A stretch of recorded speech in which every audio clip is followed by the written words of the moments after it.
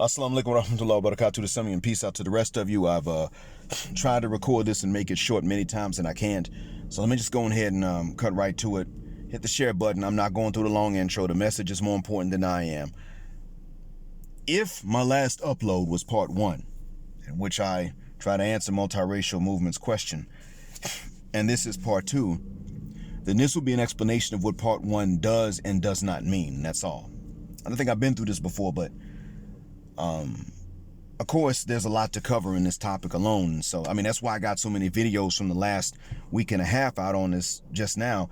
And that's why I've also had more videos from a year ago and then 2 years ago before that on this topic. Look,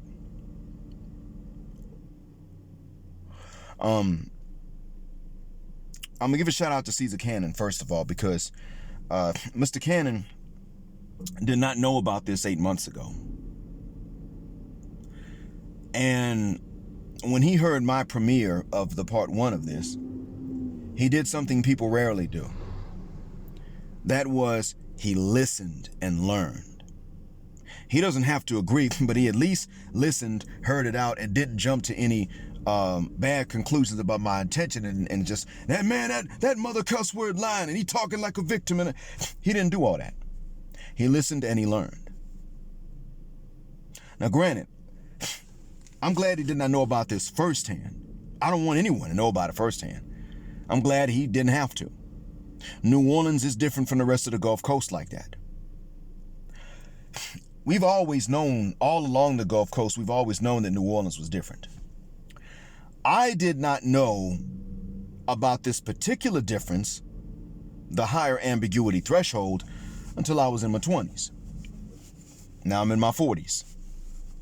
So now for about 2 decades, I've known that New Orleans does have a higher ambiguity threshold. And I guess it's the same thing for the younger cats, the younger ones coming up now. But for my age group, it had a higher ambiguity threshold.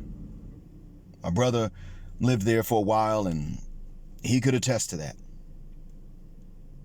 Anyway, as for me,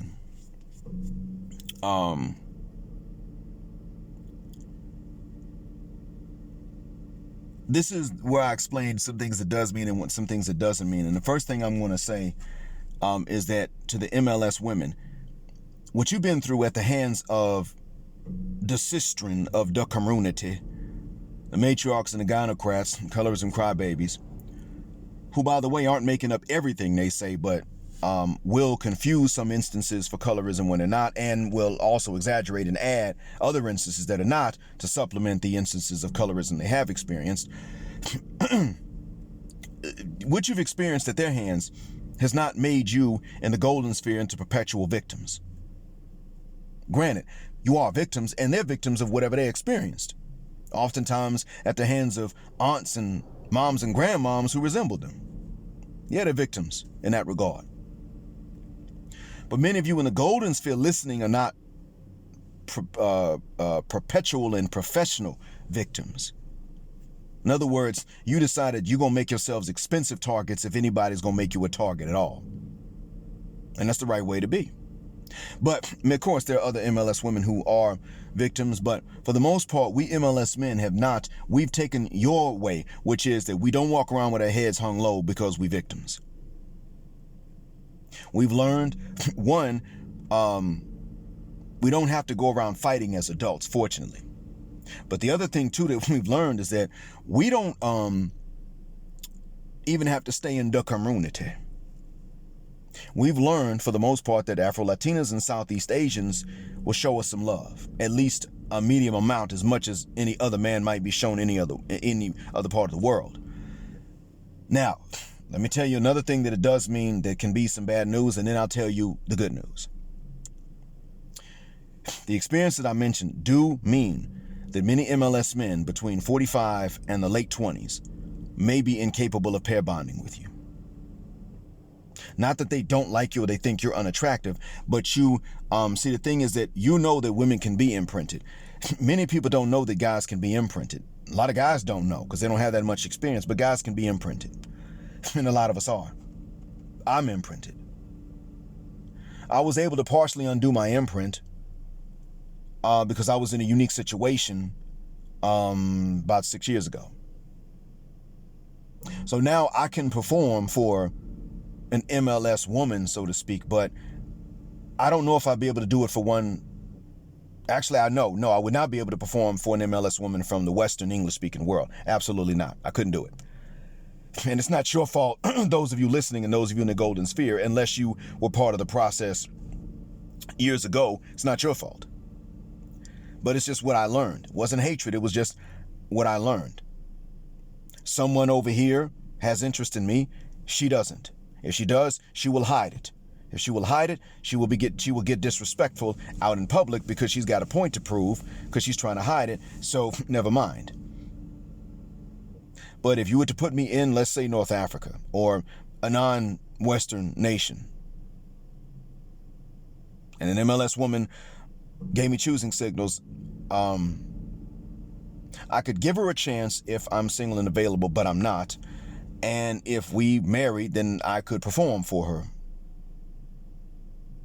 If I couldn't, it wouldn't be because she's MLS. In the West, it would be, one, she's Western, and two, she's MLS. And these are the ones that show the least interest across the board. Or at least they used to. I think things may be changing now in the States, but I don't live there anymore and I'm too old. But yes, I'm imprinted. Other men are imprinted. And so because of this, men in their late 20s, maybe, will probably have fossilized around the imprint and may not be able to change much about it. I was 39 when I partially unimprinted, but even then, there were limits to how much I could have. End of story. Now, the good news is this. There are still men younger than the late 20s. They may be imprinted or not, but if they're imprinted, they probably did not fossilize yet. So their imprint could change before it fossilizes. If you're capable of going for it, all these young cats need to know is that they are your type visually, that they're not excluded. That's it. And the only way they're going to know this is from you. But there is that option, that door is open to you. That's the good news I wanted to tell you. And the other half of the good news I wanted to tell you was that you take these MLS men that are 46 and above. Now, granted, they may have been married if they're not still married, but there are MLS men 46 and above that are available.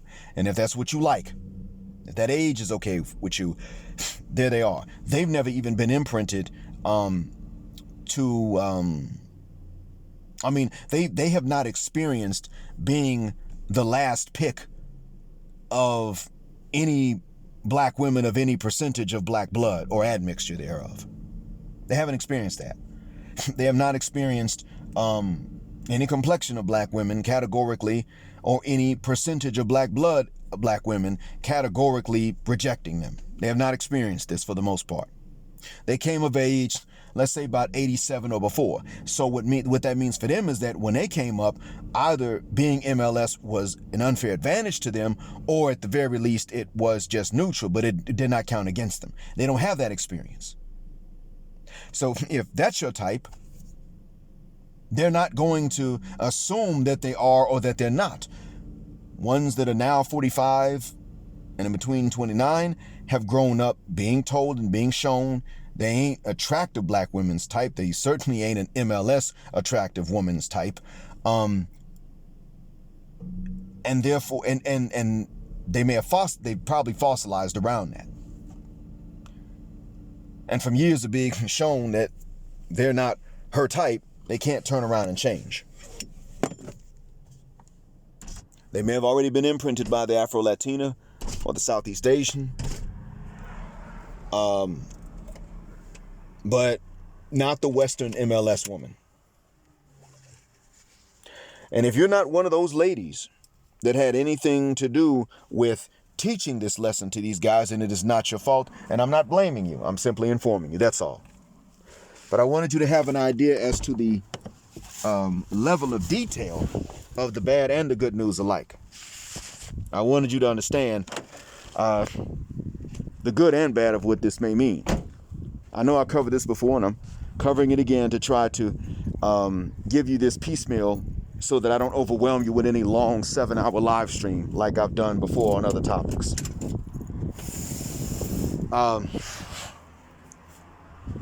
Again, your cause is one of safety for children, future generations, and that I believe in.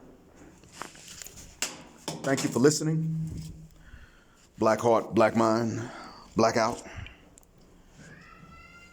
Assalamu alaikum. And you know what I'm going to say next? Black and MLS. Heterosexual, non-select male power, and black and MLS patriarchy until extinction or judgment day.